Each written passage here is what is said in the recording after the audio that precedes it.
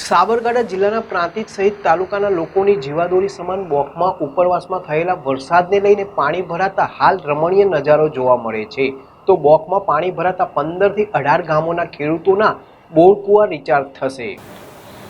Prantij national highway 48 ઉપર આવેલ શ્રી માર્કંડેશ્વર મહાદેવ પાસે આવેલ મોટી બોખ કે જે 20 થી પણ વધારે ગામોની જીવાદોરી છે, તે મંદિરની પાછળનો ભાગ મોટી બોખ સલોછલ પાણીથી ભરાતા પીલુદરા, રામપુર, કમાલપુર, અનવરપુરા, નવાપુરા સહિત ગામોને ખેતી માટે પાણીની સમસ્યા ઊભી નહીં થાય।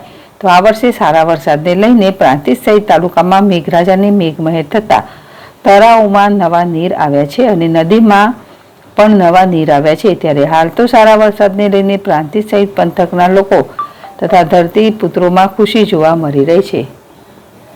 જિલ્લાવાર ZSTV પ્રાંતિજ।